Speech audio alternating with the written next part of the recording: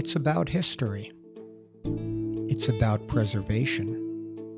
It's about sense of place here on Eastern Long Island. With Esperanza Leon, I'm Irwin Levy, and this is Our Hamptons.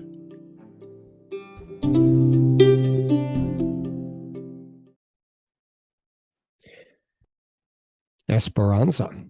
Hello, Irwin. How are you?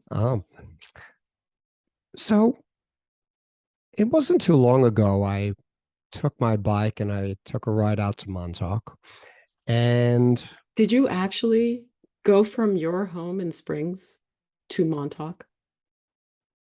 You know, never ask a question when you don't know the answer. But the truth of the matter is, I can't say as I did that. Okay, good. I was feeling really insecure for a moment. I'm sort of like a slob, like a lazy slob.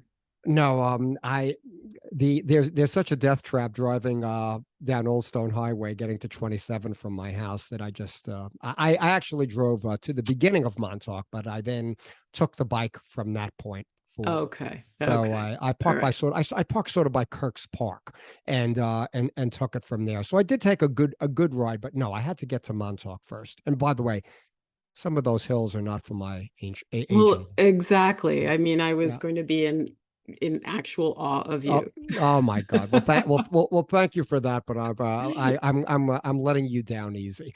But I will tell you now. We all love I will say unequivocally, my favorite part of Montauk, even with all that's going on there, does remain ditch plains. I mean, I just love that whole environment there. But right adjacent to ditch plains is the Montauk Shores Condominium. Now, we spoke about this briefly. It's one of these things. Have people really actually been in there? I've ridden by there many a time. You've probably have ridden by there many a time. But going inside the place directly, I can honestly say a few months back when I took my bike out there, that was the first time I ever did. Yeah, well, I haven't been in there. I think I've seen it from a distance, but I would say you are not, alone in that experience of, But I guess finally getting in there.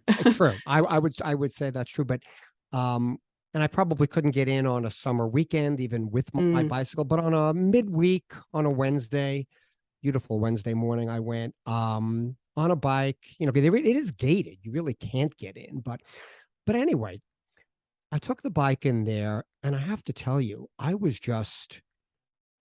floored in a lot of ways, Esperanza, not only in terms of what it looked like, the whole vibe there. Now, I guess we should really start a little bit from the beginning and take it a little bit chronologically, and then I'll start to give my own experience of being in there. Now, the Montauk Shores Condominium really began, it was a campsite. Now, we should also, I guess, say where this is. This is, if we know where Ditch Plains Beach is, it's going to be to the east. You can see Ditch from Montauk Shores. It's going to be to the east of it, off of DeForest Road in Montauk. So to the east of Ditch Plains Beach. That is correct. Okay. That is correct. So it began as really a rustic seaside, and this is a lot of this we're calling right from the Montauk Shores website. It was a rustic seaside campsite, literally for adventurous pioneers, as the website describes it, who would literally just pitch a tent or sleep outside. And that's what the area was originally used for. People would just camp there. There were some bungalows, there were some cabanas, whatever. There were a couple of bathhouses and a small general store. But one of the original residents, according to the Montauk Shores website, was a Buddy Wanzelak. And Buddy, with his wife Mel, remembered camping there around 1947. Wow, so that early. I mean, it was just a campsite. I'm thinking about how people would come out and camp even in the early 1900s when, it was Benson. Yeah. Bensonville, basically. And they, it was just like a 2-rut highway to get out to Montauk. I'm going to go out on a limb here and say there wasn't anything called glamping at the time. I think you're right. Yes. I'm going to go with that. I mean, I think this was really like super rustic. And to an extent, I guess it really sort of stayed like this. Now, going chronologically, we're going to fast forward a little bit, about 30 years down the road. And again, another stuff is really flooring me because it's another term we use on our Hamptons so much, not ancient history. But Mhm. come 1976, a group of 152 individuals, families banded together, and they purchased the property after I guess the original owner filed bankruptcy. So we're going back, this is now 46 years ago. And this group was then known as the Oceanside Estates Civic Association. And they formed Montauk Shores as really what it is today, a Mm. mobile home park condominium, the first of its kind in New York State. And originally, people were only permitted to purchase one site. Mhm. Now, Mhm. this is 1976. So I forgive me, I'm not familiar with how these mobile home park condominiums work, but you own your plot and then you park your camper or whatever trailer up upon it. Is that how that I works? mean, I'm not all that And familiar they with. have to be impermanent, they're not permanent structures, in other They're words. not. I'm now again. I'm not all that familiar with it either. I could do the old, as the late Vinnie Grimes used to do at the Montauk Lighthouse when he was asked a question about it. If he didn't know the answer, he'd lie, and that was sort of the folklore of it. That was sort of like when you had a tour with Vinnie, it was the coolest thing ever. Right, But right. the price of the site, I'm not sure of that answer of how this exactly worked. All I can tell you is, according to the website, the prices of the sites varied depending on how long the individual had a lease with the prior owner. Ah, okay. So So now I if you had guess, seniority in a way of some kind. Yeah. yes, yes. So we're going to go like that. The oceanfront sites, now I've been in here. I mean, this is literally, it's a grid pattern. The streets run both east, west, north, south. And they're You know, paved? and they're paved, and Huh. some obviously parallel the ocean, some are perpendicular, but it's a grid pattern in there. Mhm. I've been in there. I'll get into it when we go a little further along in this episode, the actual vibe of the community itself. But now again, going back to 76, the original oceanfront sites were to be sold at a minimum of 15,000, maximum of 25.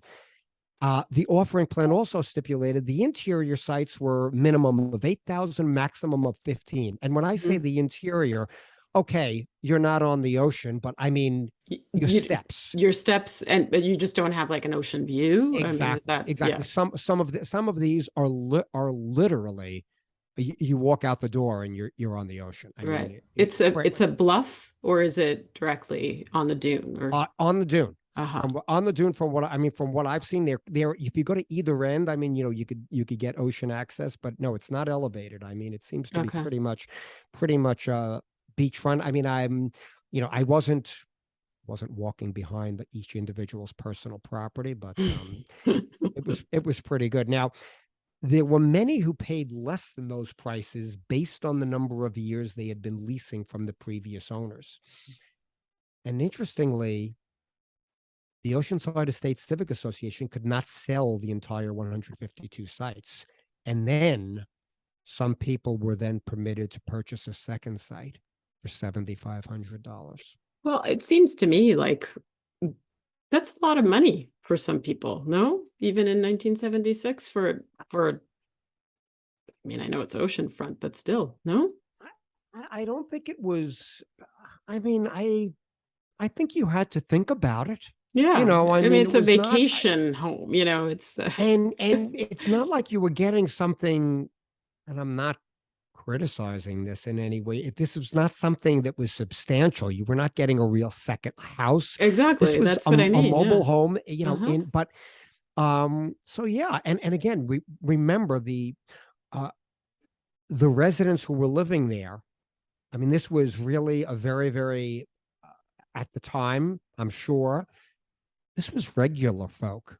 Yeah, living there. and This I'm was wondering, I mean, were there people that actually just lived in the area and bought here? That would be a question, but I'm not I expecting don't you to answer that, No, but I I just don't know, nor do I know. I mean, is that, the other things and I couldn't find out. I was trying to research this actually, Esperanza.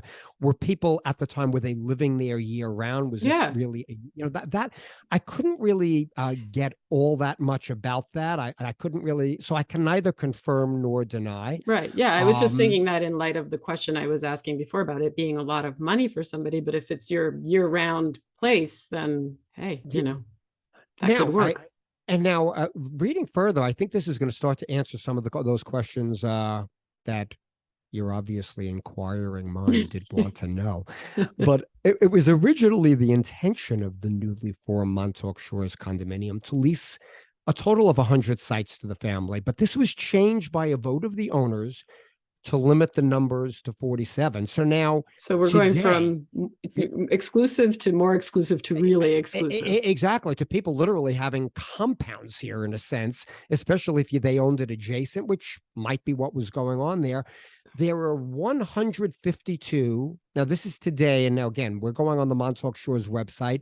I couldn't even determine if this website is done 3 years ago or 6 weeks ago. So, but we're going to say it's in the neighborhood. 152 individually owned sites with 47 lease sites. And those owning a site own the land their manufactured home sits on by virtue of a deed. Okay. So And what do there's they mean by the leased sites? the 40. Very good. What a segue.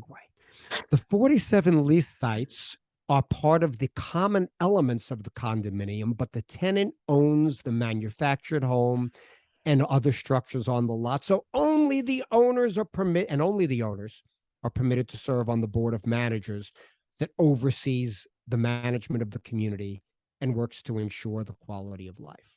So when you say the 47 lease sites are part of the common elements being what? Like they have shared facilities, There things are like that? exactly, because Ah. yeah, save that because now we know this is a word you really, you know, uh, uh, Esperanza Leon is And I word of wasn't actually going there, by the way. you weren't going there, but this is what happens on our But Hamptons. perfect. But these things happen very naturally and very organically. But there are now Esperanza. I don't know if we really can call, considering what we see being built today, if we can control what goes on at Montauk Shores. Amenities. We may have to just leave these as amenities. So to answer your question, there is a community clubhouse. There is a heated swimming pool. There is an office. There's a playground for children. The entrance is gated with security. And the clubhouse is an area where the residents and their friends gather. Um, so that, I would guess, is what we're calling the common elements of this condominium, Yeah, yeah, much I like you would see. see in a Well, Florida condominium or wherever. they sound pretty amenities. I got to tell you now, I was in here on a bicycle on a Wednesday, really quiet in there. And I got to tell you, I rode Esperanza. I rode those streets, the ones perpendicular to the ocean, the ones, paralleling the ocean. And I rode by the clubhouse with the soda machine outside and the basketball sitting outside of a basketball court. I got to tell you, I, I'm a fan. You're you're moving I mean, in. I really like the entire The atmosphere here. vibe. Yeah, I It was bet. really very No. homey, but Sort of down to earth, it right? was down. Feels like that It on the felt down to earth, surface. but that's going to be sort of where we're going to start to go, Right. because this isn't the Montauk Shores of 1976 or the 1980s. This is the Montauk Shores that's now part of the Hamptons. Right. In the 21st And century exactly. and So, post-pandemic or and post pandemic. So, Esperanza, again, when I was on there on my bike, and I'm telling you, Esperanza, I didn't want to leave. I mean, I was biking up and down these streets. I was these neighbors, they're probably looking at me, who's this guy? But I engaged with a couple. Hey, how's it going? This kind of thing. But I just it felt good there. Mhm, It mhm. really did. It's a neighborhood, It right? felt A real. And community, yeah. yeah, it really did. Now, Montauk Shores is zoned by the town of East Hampton as a resort. And, I'm answering all these questions I sort of asked rhetorically earlier on. Approximately 80% of their residents, both owners and tenants, use their home on a seasonal basis during the year. And many use it as a getaway on weekends throughout the year. Right, during the summer months is Is this definitely seasonal, yeah. So definitely it's hard. really, so we're saying there may be 15-20% of the people there actually live there. I would, I may have to do a follow up and actually Yeah, I we need to call and actually dig call up like people. or just like really call them out. I just like, they were there and and I was almost going to go in and say, I do this podcast, but I just like, I just didn't feel right about it. So I said, let's, we're going to do the episode first and then maybe we'll do a little follow up. But, when you list there, so they have a list on their website, Esperanza, of their amenities. Mhm. And like, it's all of this stuff that really, and we're going somewhere with this, don't worry. The individual clubhouse that has cards and a game room and pool table and ping pong table and arcade games. And there's a professional bar lounge with a big screen TV to hang out with your neighbors over drinks. I mean, Free drinks. free drinks, a I mean, what are library. the homeowner association fees? I got maybe that's what the dues are paying for. I got to tell you, it's appealing. I mean, 1,000 foot of ocean front. They're walking distance to town beach with lifeguards and walking distance to ditch. There is a basketball court, horseshoe court. By the way, the grounds. I mean, they are beautifully maintained. I mean, Beautiful. There's a boat and RV parking because you're in a mobile home park, yeah. but you could really use extra parking for your other I mobile I home, I guess. I'm not sure. I guess so. And I mean, there's lawn services included. The grounds are really manicured. I mean, there's flowering shrubs. There's garbage pickup. Uh, honestly, they have arts and crafts in the summer for the kids. I mean, are you kidding me? Yeah, yeah. This This is is like Club throwback. Med. This is like club. I I'm thinking, I'm not a young parent anymore like Esperanza is. Esperanza, I'm thinking this could be like socialization, social life for your kids to be living in this environment. Look at this. Arts and crafts, paid parking lot. I mean, there's a lot going on here. And I love their last line as if they need this line. Still undecided? Compare cost versus amenities anywhere on the East End, and there is no comparison. Right, right. But how much does it cost to buy into this slice o paradise? You know, now Montauk's that's best kept secret, I Montauk's might add. yeah, Montauk's best kept secret. I think this secret's been blown already, but Or we're um blowing it anyway. we're blowing. Esperanza, it reminds me of all those old books like before the internet and before Waze and before Jody Delafemina's Right. Back Roads of the Yeah, Hamptons. yeah, Like as yeah.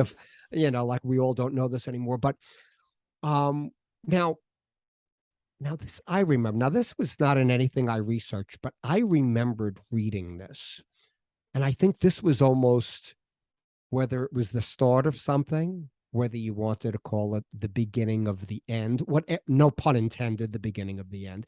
But Good one. I remember reading about the designer Cynthia Rowley. Um, well known, I'm not a fashionista, but okay, she was a well known Yeah, she fashion. even had a store out there for a while. Well, she had one in East Hampton, but Eh, she definitely had one in Montauk. She Yeah. did. She was a pretty well known designer and whatnot. But Hmm. um, she actually, I mean, to the best of my recollection, was the first of the people buying in a mobile home. And I believe the mobile home, I think, unless she had it on a property where she lived in Montauk, might have been in Montauk Shores. But she was the first. She was the first one I recall that sort of made a mobile home chic, if you will. Uh-huh. Yeah, yeah. But now we fast forward a little bit. to now. It's really an incredible fast forward when you think about it. When we go back to the history, late 1940s, of this place as literally, pitching a tent in the sand. Right. Yeah. Okay, but now, and then the mid 70s when it became, what we're talking about now. But what a juxtaposition, Esperanza, when Architectural Digest writes an article from 2017 entitled "Why Are Billionaires Flocking to This Trailer?" Yeah. Yeah. Well, No, they not the want to somber remain tone of us. grounded. They Yeah, yeah, I yeah. don't No, you didn't. I'm looking at Esperanza on a Zoom screen, and you could just see the somber tones start to take place here. And we talked about this beforehand. There's almost something. I don't know if I may be upsetting is too strong a word, but there's something unfortunate that with this conversation is going to go this way. Would you say, Esperanza? Yeah, yeah, I mean, it's yet another symptom of, gentrification taking away access from just the regular folk. I think that's a good way of putting it. And so, Architectural Digest had And this article. I'm sorry. Go ahead. no, I mean, I'm just thinking about this, like billionaires and trailer parks. It's like an oxymoron, Yeah, yeah. I mean, I hate to say that, but it seems Espe- contrived somehow. especially, and I was going to get to this in a minute, but I might as well get to it now. When talking about this is they're quoted in this article. Now, this was a quote from Peter and Lois Moore. Were, whatever, husband and wife, realtors, brokers with the Corcoran Group, and have had several exclusive listings in Montauk Shores over the years. And Architectural Digest caught up with them to discuss the trends in what has become what Architectural Digest has called a heated real estate enclave. And It's a trend that started what in the early 2000s. yeah, So this right. so I'm actually like when you think about that, it happened after September 11th, really, right? Actually almost exactly when it happened, because this article is from 2017 and they're being quoted as saying about 7 or 8 years ago. So we're Exactly. talking 2010, 2000, okay, right in that neighborhood. And here's the quote about this is a direct quote, Peter and Lois Moore. About 7 or 8 years ago, these trailers became rather popular, and the waterfront lots came to be acquired by high net worth individuals. And for units along the water, the Moores say to expect a 7-figure price tag, while lots a few rows inland tend to hover between $500,000 and $1 million. Now, remember, these are lots. These are lots where a mobile home is sitting. We're not talking half-acre lots, Esperanza. I mean, we're No, no. talking a sliver.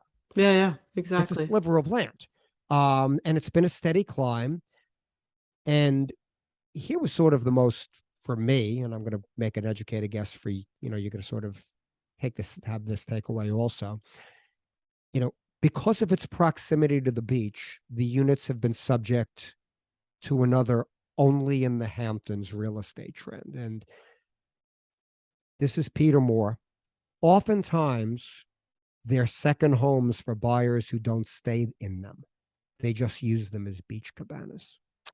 Yeah, they have to get away from, the traffic and noise in their already second homes in town. Yeah. So right. So I'm trying to put this together in my head here. Like, okay, so um, what exactly are we doing? We're living whatever, and we're living in Montauk. We're living in Amagato. We're already living 5 minutes from the ocean, 10 minutes from the ocean, whatever it is, and they're just driving here rather than going to Ditch, or if you live in Amagansett, Indian Well, wherever you're going, they're driving here so they have a cabana, A which is cabana actually a with home. more amenities, Right. because don't forget they still have access to all of the things that this community offers.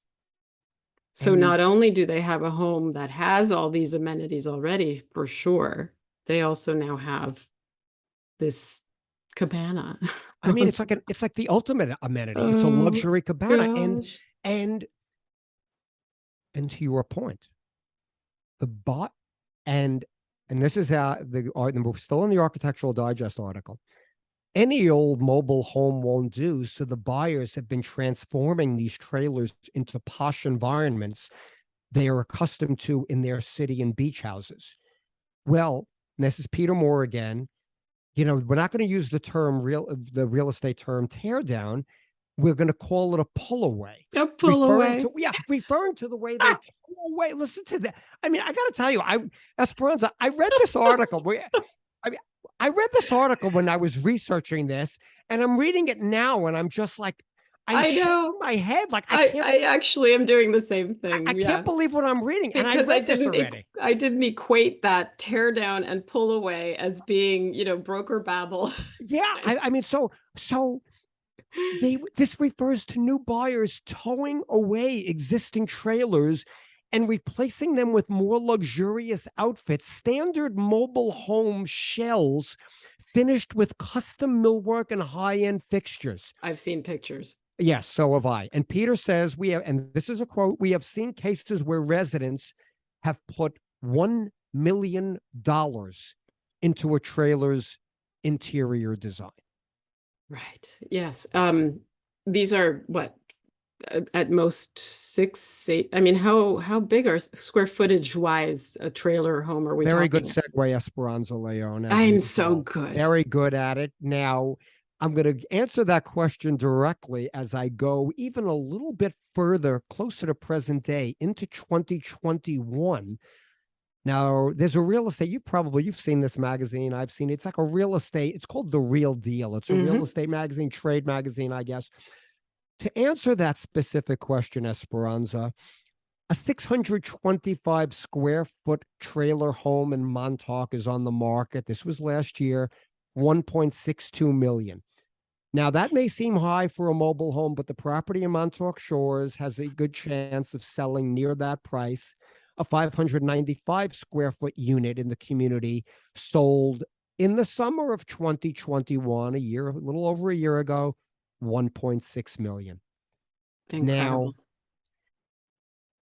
Now listen to who this location has attracted. I mean, our Jimmy Buffett, okay, maybe Jimmy Buffett was there, with the whole Margaritaville vibe, even though, he's whatever he is, but it has attracted billionaire investor Daniel Loeb, engineer, Energy Brands co-founder Darius Bickoff, to name a few residents. The modest accommodations, I got to tell you, this is cringeworthy, but I'm going to say it, Esperanza. The modest accommodations are no doubt a novelty for the ultra wealthy. Oh my gosh. Oh my gosh. Yeah. It's I feel like I have to apologize for saying that, even though those aren't my words. Well, and not so modest considering, I mean, modest in the sense of size, perhaps, but not in the sense. It's interesting to me that we have this trend of ever bigger homes, right? Especially in the second home area in this town that we live in the region. But, and yet, these people are looking for these small, like they're looking for tiny house living. Yeah. To get away from their big houses where they can't, they're totally isolated. I'm just trying to wrap my head around this whole. That's why I said it's like an oxymoron. It's an interesting psychology behind that, because to your point, and it's a really interesting point. Is that, is it just, hey, now I have a cabana on the beach? And look, cabanas are not unusual. Up Island and some of those Up Island beach communities in Atlantic Beach, Lido Beach there, you would have a cabana. These people would go from their South Shore houses. That's a different animal than this. These were actual homes. Yeah. These were homes. These were people, regular folk, if you will, were living there.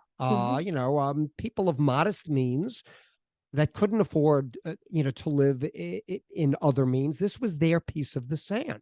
Right. And now you have people that are treating it, to use the words of Real Deal magazine, like a novelty, or as Architectural Digest said, treating it as really a cabana. And I mean, I don't know what to make of the psychology behind that. It's just, I feel like some of these people have handbags that are bigger than these mobile homes. I don't know. No, really. And I mean, is it just not? I mean, Or at the very least, I don't know, generators, cooler generators that are bigger than. right. And again, no laws being broken here. We No, understand that. no. It's just, there's something It's about this that shameless rubs me consumption. It's just shameless consumption. I have to say it maybe that's yeah, because we can. because we can. I mean, no, it's sort of a different, it's sort of a going down a different road than just building a 16,000 square foot homage to oneself. I Right, mean, right. this is Yeah. a different, Well, after you've done that, then you buy a then you, cabana here. then you do this. Yeah. Yes. Yeah. I mean, and again, though, again, from the real deal, the 7-figure asking price isn't just a post coronavirus phenomenon. Units at Montauk Shores have asked and secured $1 million prices for years. That was mentioned by the Moores in the prior article we spoke of. And over the past 12 months now, so we're talking 2020 to 21, 10 units have sold for between 675 and 1.4 million, with the units closer to the beach commanding the higher prices. So again, look, we it's funny, Esperanza, when we look back on the things we've spoken of in our Hamptons, we did a series, we did a couple of parts on the Leisurama, you're Leisurama. thinking? Yeah, Yeah, the that's been Leisurama. flashing through my mind Yeah, as we're going through this. Leisurama, the Sands properties in Sag Harbor, what, Hmm. again, it's such a common theme. It's amazing how all of these stories, and look, this was a lot of fun to talk about, although it did get a little more somber towards the end. But it just there's a pattern that continues to emerge, Esperanza. Yes. Yeah. And it's a pattern, let's be clear. This is not unique to where we live. Correct. I became aware recently of a a place like, well, this happens in all resort communities, really, I think. And for instance, I think Crested Butte is going through something like this in Colorado right now, also, or has been through the last several years. So it just happens, wealthy people move in, they require the amenities, Right. and then everything has to be upscaled, upscaled, upscaled to meet their needs. And The the regular people are pushed out. the only thing that makes this specific situation a tad different is when these people move in, the regular folk, the middle class, the upper middle class for that matter, they're not in the league to compete with them. Not at They all. were in the league to compete at Montauk Shores, and now that's been taken away. Right, And right. of course, it's market forces. I mean, this is a free market. So it's the way it is. We understand that, but it still hurts.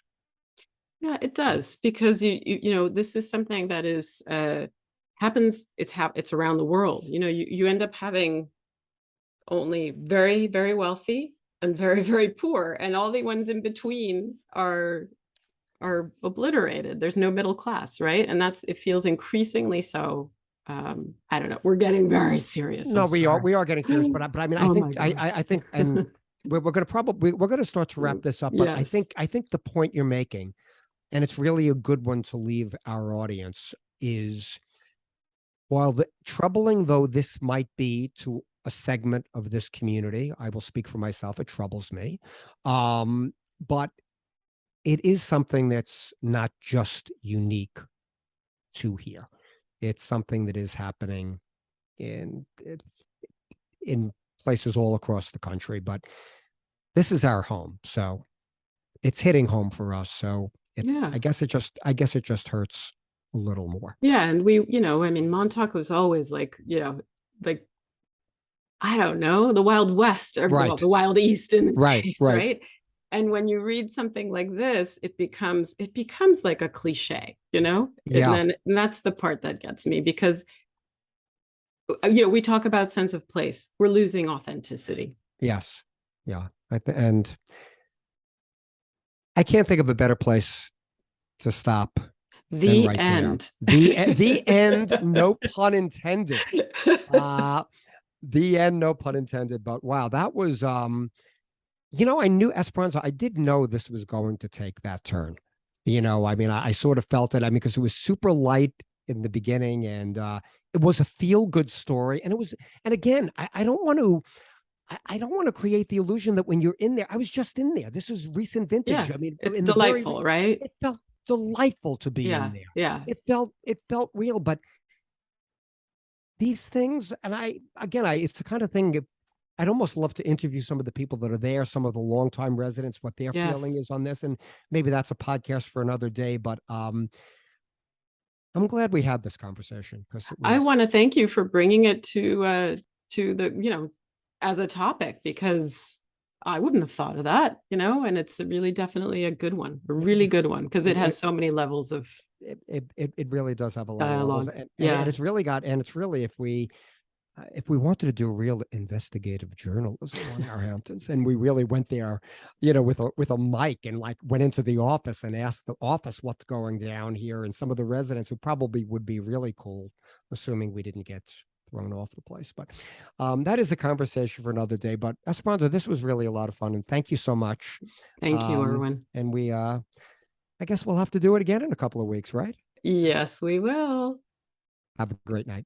Onward. Bye.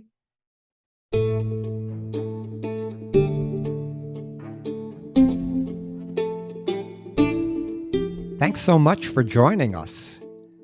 New episodes of Our Hamptons are released every other Tuesday. Find them wherever you get your podcasts.